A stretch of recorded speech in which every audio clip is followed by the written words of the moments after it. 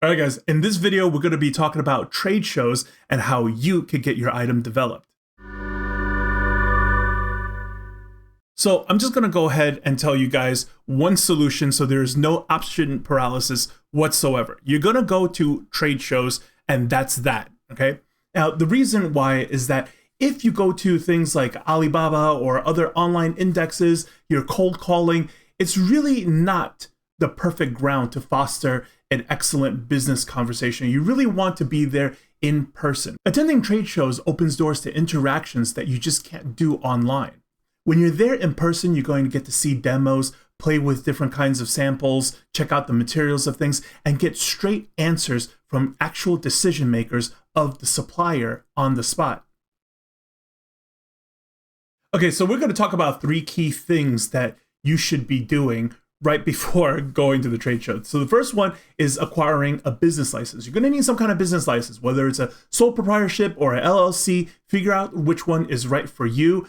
Get that done so that you could start booking for buyer badges. Now, in my personal field, I'm in the automotive sector. When I go ahead and register my company for every year's convention, usually allow up to 4 badges per company. So once you get your business license, you need to figure out exactly where your trade shows are, or exactly what category for you. So for those, I recommend 3 websites.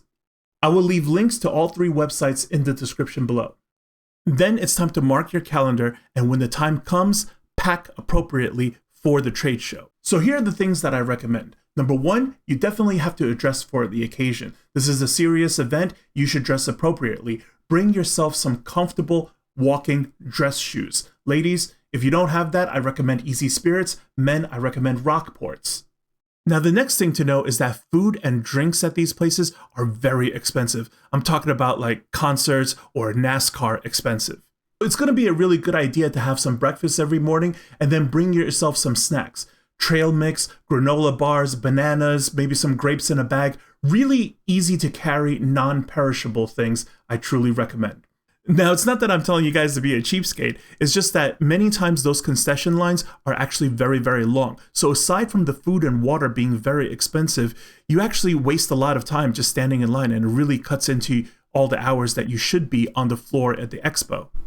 Finally, you want to bring yourself a couple of large totes, okay? You're going to go there and you're going to collect a lot of stuff. It's going to be a lot of catalogs, a lot of free swag, a lot of brochures, a lot of literature. You'll be surprised how quickly they stack up once you start walking around the convention and start collecting a little bit of this and that. So to recap, register for a buyer's badge, find the trade shows, mark your calendar, and then pack the essentials. So because most conventions run from Friday throughout the weekend so that people can be back at the office by Monday morning, I've prepared a 3-day game plan for you guys to follow. More oftentimes than not, major trade show exhibitions usually have some sort of downloadable app where you're going to find all sorts of listing directories as well as the floor map. So I recommend to follow a very simple flowchart for your day 1 strategy, which is to download the possible show app or get a copy of the map, and then start collecting materials like brochures, literature, any kind of free swag as you explore the show. This is what you're going to be doing for the first day of the convention. I'd like you to collect as much source material that you deem relevant to your niche. Then, at the end of the day, go straight to dinner and then go straight back to the hotel, soak your feet, and get some rest. You're definitely going to be needing it. That night, you should recap and review all the literature that you collected, and then start noting interesting exhibitors that you definitely want to visit on the next day.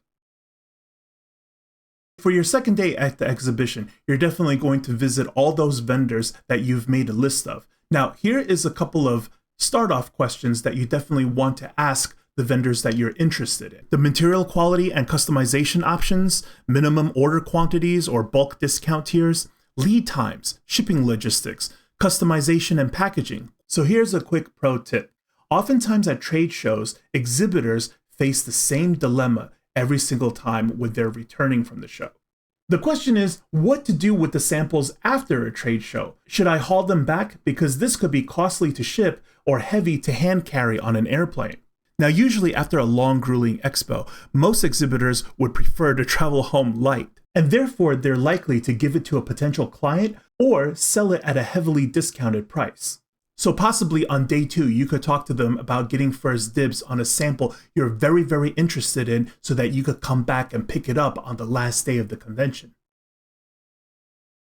On day 3 is usually your last chance to tie up loose ends, so we're definitely going to visit any booths that we missed on day 2, as well as follow up on any lingering questions. Then we'll stick around to pick up any samples that we negotiated ahead of time. Then it's back to your hotel for a final review of your trip. Then you want to organize your contacts and head home. So I'd really like you guys to reflect and contrast the idea of going to an actual trade show versus going online to YouTube and listening to guru advice. It's only a surface level understanding and a generalized speculation. But essentially, we really can't rely on tips that are made public. I'd really like you guys to think about how much stronger you actually are when you took the initiative to meet real factories face-to-face. You now have exclusive up-to-date catalogs and product details straight from the source. You built genuine direct relationships with the factory representatives. You hold exclusive data on exchange rates, lead times, minimum order quantities, pricing tiers, and more. This type of exclusive knowledge is your actual competitive advantage in business. It's because you've laid out the groundwork while others haven't. By going to trade shows and following this game plan, you've significantly set yourself apart and dramatically set yourself for business success. This is what separates hobbyists from real entrepreneurs. Trade shows are the real gateways to business success. Put in the work and you will reap the benefits. So I encourage you all to look into trade shows